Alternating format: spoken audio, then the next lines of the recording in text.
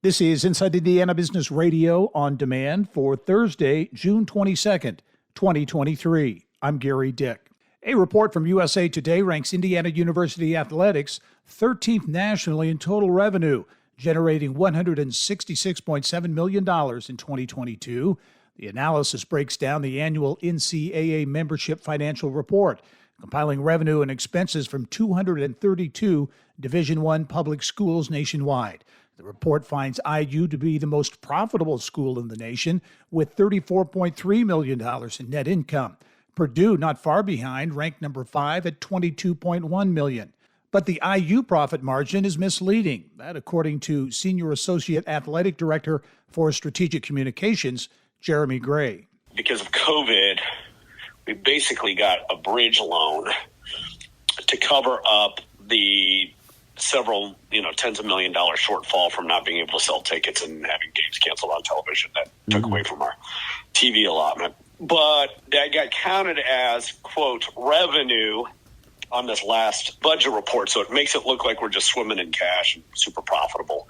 And actually all that was just the ledger to pay off what we were short the previous year. Officials in Mishawaka will join Noblesville-based Cardin Associates today to break ground on a $38 million youth athletics facility.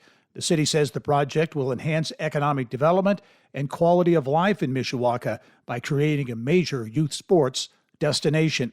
Ohio-based Van Wert Federal Savings Bank will be expanding into Indiana and open a new Fort Wayne location, serving as a branch and commercial banking operations center. The bank is headquartered just across the Ohio border in Van Wert and currently operates just one branch in the city with 27 employees. According to a news release, the company plans to grow to a staff of 79 with $500 million in assets over 4 years. Kokomo-based Haynes International says all of its manufacturing operations are now back up and running after a cybersecurity incident earlier this month. The company says there is no evidence that any customer or employee information was accessed during that breach.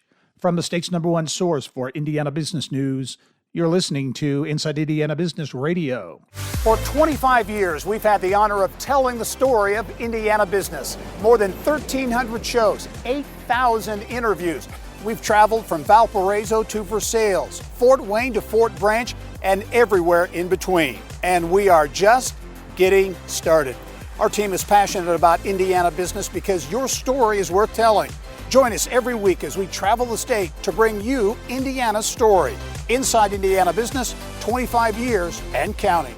Indiana is one of 2 Midwestern states in the running for a potential $50 billion semiconductor plant.